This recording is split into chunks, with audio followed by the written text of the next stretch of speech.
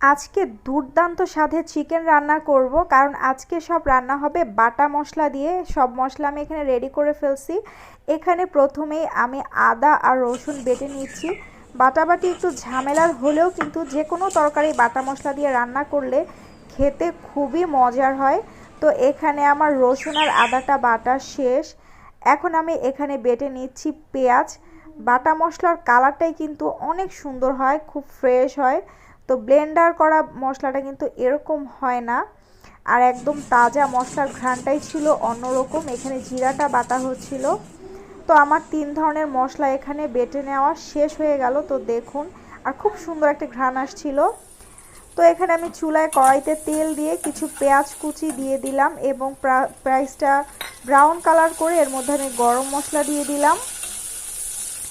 এখন আমি সেই বেটে নেওয়া মশলাগুলো প্রথমে আদা আর রসুনের বাটা, পেঁয়াজ বাটা আর জিরার বাটাটা দিয়ে দিলাম। এখন আমি এর মধ্যে দিয়ে দিচ্ছি স্বাদ মতো লবণ, আর যে মশলাটা বাটিতে রেখেছিলাম সেটা ধুয়ে একটু পানি দিয়ে দিলাম। মশলাটার মধ্যে এখন আমি শুকনো মশলা দিয়ে দিব, হলুদের গুঁড়া দিয়ে দিলাম, তারপরে মরিচের গুঁড়া দিয়ে দিলাম। আমার মরিচের গুঁড়াটা অনেক ঝাল, আর এটা হচ্ছে স্পেশাল মিক্সড মশলা, গরম মশলা যেটা, এটা দিলে খুব সুন্দর একটা ঘ্রাণ আসবে। আর এটা রেসিপি কিন্তু আমার চ্যানেলে দেয়া আছে, চাইলে দেখে নিতে পারেন। তো এখানে মশলাটা খুব ভালো করে কষিয়ে নেওয়া হয়ে গেল। এখন আমি কেটে ধুয়ে রাখা চিকেনের টুকরোগুলো দিয়ে দিচ্ছি। চিকেনগুলো মশলার মধ্যে দিয়েও কিন্তু আমি খুব সুন্দর করে একটু সময় নিয়ে কষিয়ে নিব। চিকেনটা ভালো করে কষানো হলে কিন্তু রান্নাটা খুব ভালো হয়। তো এখানে দেখুন কালারটা যে কি সুন্দর হয়েছে, আপনারা কতটা বুঝতে পারছেন বুঝছি না, কিন্তু সামনাসামনি কিন্তু অনেক সুন্দর একটা কালার এসেছিল। আর বাটা মশলার রান্না হচ্ছিল, এত সুন্দর একটা ঘ্রাণ আসছিল, মাশাল্লাহ। এরপরে আমি দিয়ে দিলাম গরম পানি, এটা ঝোলের জন্য দিলাম। আর সাথে দিয়ে দিচ্ছি নতুন আলু। তো বুঝুন যে কতটা মজার হবে।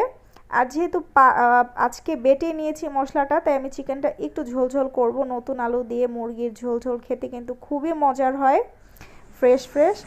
এরপর নামানোর আগে দিয়ে দিচ্ছি কয়েকটা কাঁচা মরিচ লাস্টের দিকে। আর আমি একটু এরকম ঝোলঝোল অবস্থায় তরকারিটা নামিয়ে নিব, কারণ নামানোর পরেও কিন্তু অনেকটা ঝোল টেনে যায়। তো এরপরে এখন খাওয়া দাওয়ার পালা।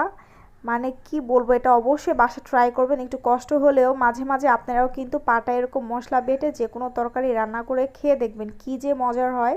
তো ভালো লাগলে প্লিজ আমার চ্যানেলটিকে ফলো করে রাখবেন এবং কমেন্টস করে অবশ্যই আমাকে জানাবেন আপনাদের আসলে কেমন লাগলো আমার আজকের এই রেসিপিটি। অসংখ্য ধন্যবাদ।